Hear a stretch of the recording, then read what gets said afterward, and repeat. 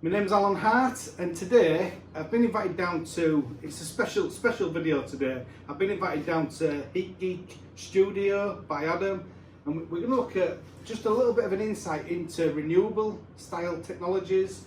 This is a hydrogen fuel cell. We're going to look at solar PV, some air source. Also, Adam's going to go through a little bit about his training. This training course is for gas engineers or plumbers that want to train and be better to understand the new technologies and be able to size them correctly if you're going to be installing them for customers. Also, at the end of this, I'll put a link below, and on that link, if you do sign up to one of Adam's training courses, Adam will also give a donation to charity. So, as most of you'll know, I do a lot for candlelighters, and Adam's offered to, for everybody who signs up on that link, he'll make a donation to charity, which I think is brilliant as well. So yeah, please, if you can, put a thumbs up on video, and if you can also put a comment below. It really does help with the videos. And also, Adam said that if you put some comments below, he's going to come onto the video and he's going to try and answer some of them questions for you. And if you need any more information, then we'll also do a follow-up video as well to maybe help you a bit more. So yeah, without further ado, let's go over to Adam. Thanks for coming along, Alan. We've been here for about 9 months. We've kind of halfway through putting stuff in, and yeah, I'll give you a quick tour around and show you what we've got. So I think starting here, we've got a hydrogen fuel cell. This takes in gas, natural gas that goes to your boiler, and turns it into heat and electricity. And that's what differentiates it from a normal boiler. So how does that work then? So when it takes in the gas, which is CH4 chemically, so 4 hydrogen and 1 carbon molecule. Right, okay. Strips off the carbon and takes that into the atmosphere as carbon dioxide. So it does have a carbon footprint, but it's low. And then you're left with pure hydrogen. And that hydrogen goes through essentially like a filter, which creates a differential across it and generates DC electricity, which is converted into AC electricity. And that process also generates heat, which is stored in a big tank over here, which you use for heating and hot water. Okay. So that's a hydrogen fuel cell. Okay. Gas comes into the reformer, that big silver tank, comes out as hydrogen, goes into this plate. And these plates, basically, when you've got hydrogen at one side, hydrogen's unstable, it wants to bind with something, so it's looking for oxygen to bind with. You blow in oxygen one side and hydrogen the other, and when the hydrogen leaps across this plate, that's what creates a differential across the plate. And then when the hydrogen meets the oxygen, H2O, water. And that process is exothermic, which means it also creates heat. So when it generates this heat, it pumps it over to this tank, and this tank's basically just a hot water tank. Right, okay. So as soon as you turn on your tap, it comes in, drinks out the heat, comes out your tap. And then if you return, so this has got weather compensation, which varies your flow temperature depending on demand. And if the temperature required from your weather compensation is below what's in the tank, it'll take the heating water from here via a coil before it adds in the gas. So it's got a gas boiler backup if it needs the extra hot water, it needs the extra heating, or this for some reason stopped working, you've still got a gas boiler. Or even if the gas boiler stopped working, you've still got a hydrogen fuel cell. So it's kind of like a double backup, you know. So yeah, it looks quite terrifying, but you don't have to do anything in here. This is kind of like a sealed unit. And these come with a 10-year warranty. So, you know, for us as a business, it was so who maintains this part of it?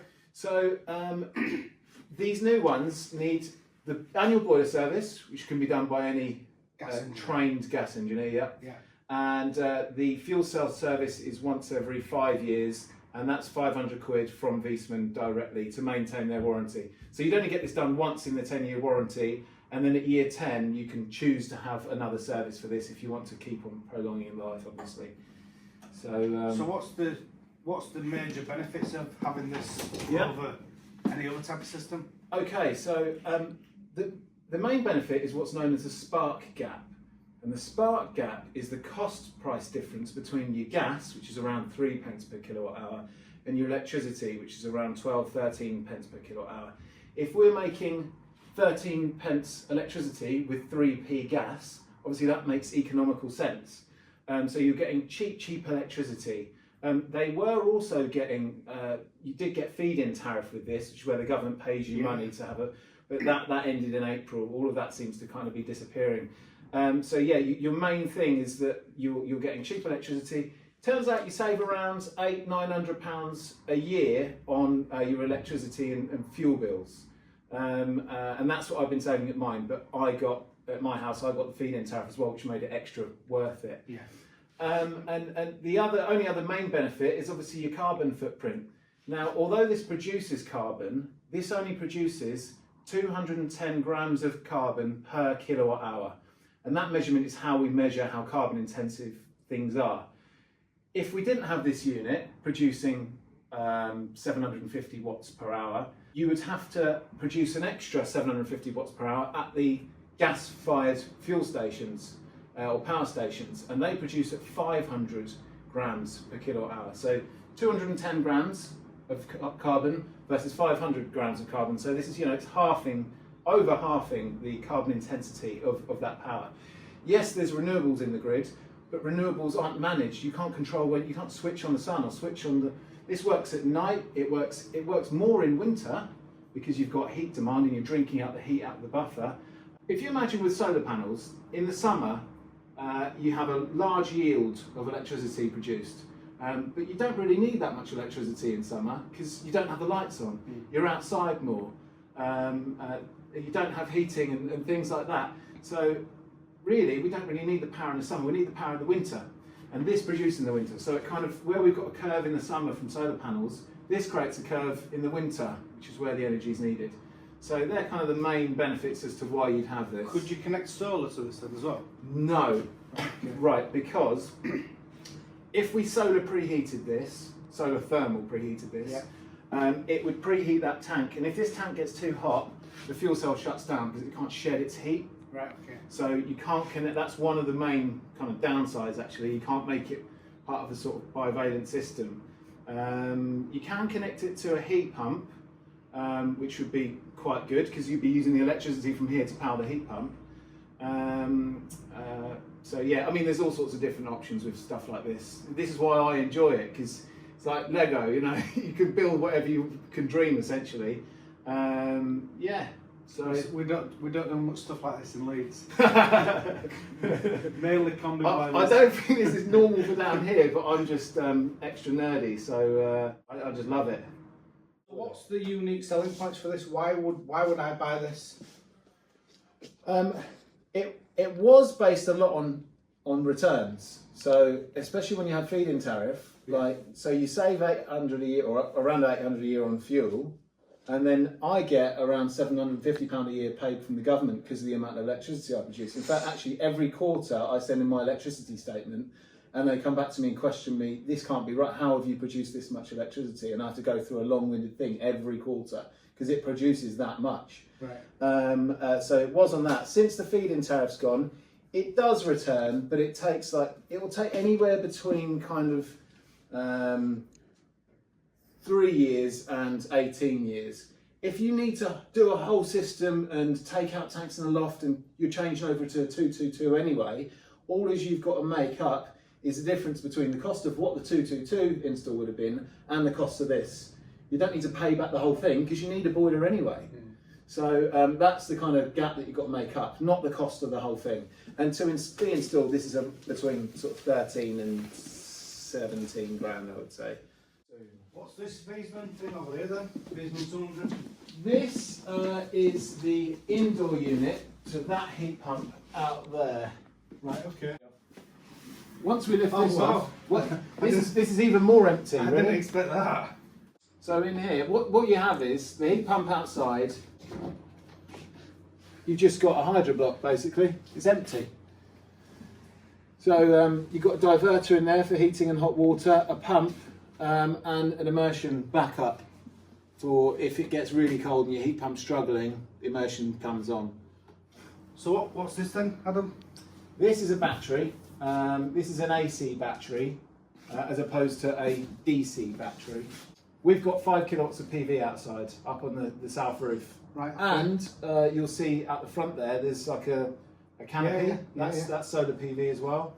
And that feeds into this battery. And what this battery does is it watches if we're importing or exporting electricity. If we're exporting electricity, it says charge the battery. If we're importing electricity, it says release the battery. So it minimises your import and export. Is there any sort of feed-in tariff for all that type of stuff? Yeah, there's basic stuff. You essentially, it's called the SEG, Smart Export Guarantee, which basically pays around sort of 5p.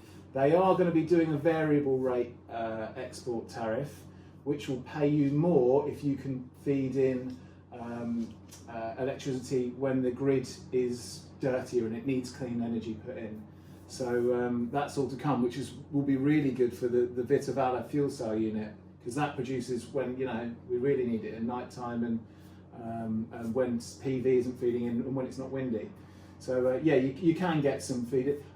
Commercially though, if you're looking at getting payback from something like this, very difficult to get it to pay back. You've got to be really green-minded. So yeah, that's a DC battery, which kind of buffers the energy that comes in from our solar PV batteries. This is an AC battery, which essentially this means you can charge from the grid. So if the grid is over producing electricity, demand is low, so it's a sunny day, really windy day, but everyone's kind of outside, you can charge from cheap electricity. So like when Octopus Energy, when they give you free energy, or sometimes they'll pay you to take it, you could take it with this. Yeah. Right. Okay. It's the same as Tesla. Yeah. This one's bankable, so you can start off with a 3 kilowatt unit, and then you can add in 2.5 kilowatts. The Tesla one is just 13 kilowatts.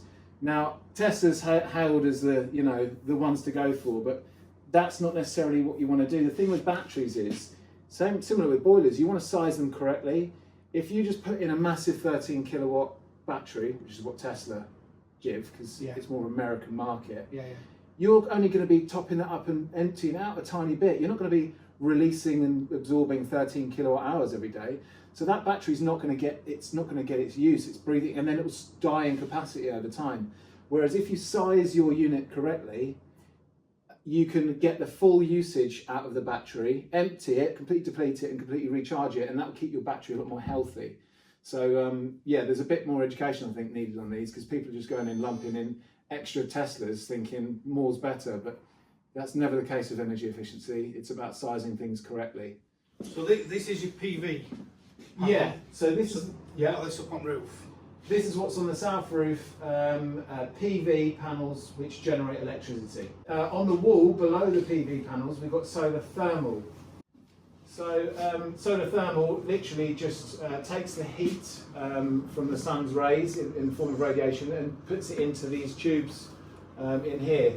There's a couple of different types. There's flat plate solar thermal, and then there's evacuated tubes, which are the ones that we've got on the wall back there. So these evacuated tubes are evacuated of air. They've had all the air sucked out of them essentially. Here you'll see you've got this dark blue filament. Yeah. The glass is evacuated with no air, so when the light hits it, it can't radiate and go back out elsewhere. If I turn this around, see that copper pipe? Right. That's got some water in it. This is called a heat rod. The water boils, evaporates, goes up the tube, gets cooled down by these waterways here, which you flow and you return, recondenses and goes back round in a circle. So this is a wet system? Wet system, yeah. This is a dry pocket, so that's just a flow and return. Very straightforward and simple. So you can pull this out and push this in while it's running. So what's the advantages of using that to another system? So or disadvantages? With that flat plate panel, because it's not evacuated, it's not quite as efficient. Right. Okay. We can also turn these and angle these towards a more truer south, or as we've done out there, turn them and angle them for either summer or winter yield.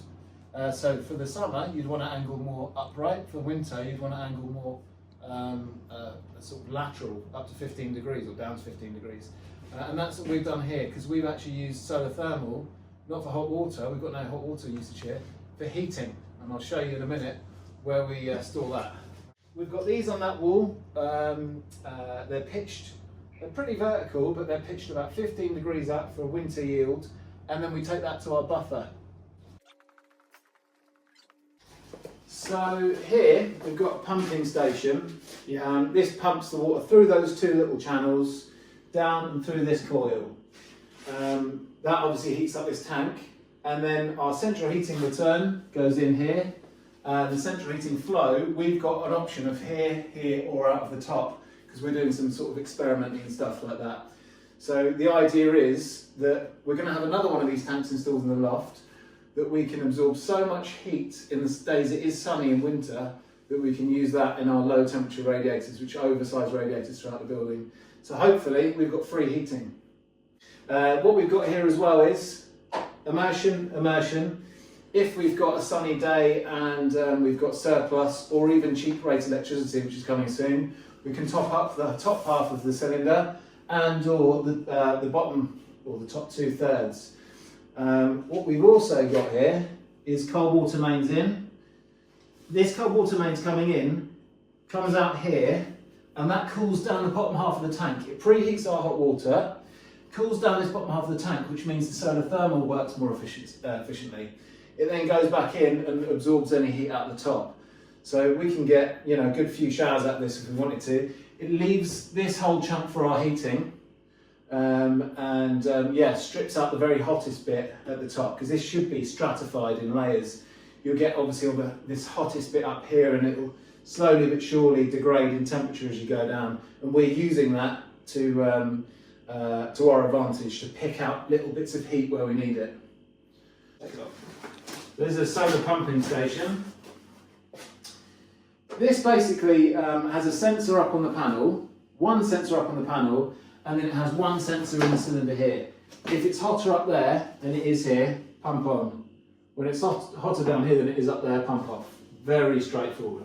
The other reason we've got all these pockets is literally just so this wouldn't be needed in a normal installation. That's just because we want to test this and see if this works. This is a theoretical install, really.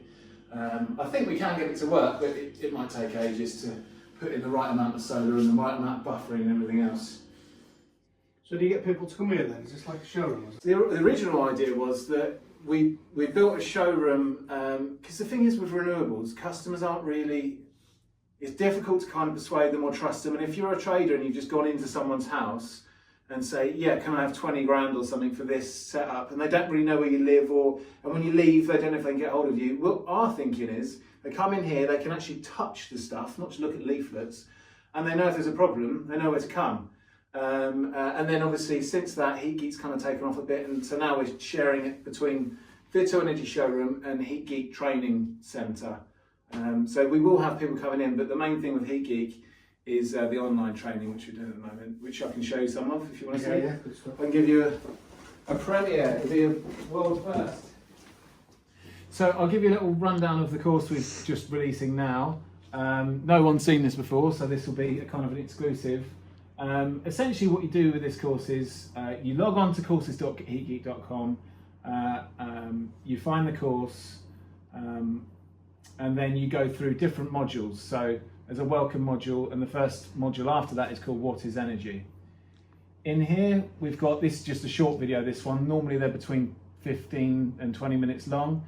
You watch the video, you read some examples and some other bits in there, and then you refer to this workbook. So energy, you've got some information about energy here that you're going to fill in the information from the video, some more information, and then some questions. And then once you've got that module and understood it, you take the What is Energy exam. It's an exam, but you can take it as many times as you like till you know that you've understood it.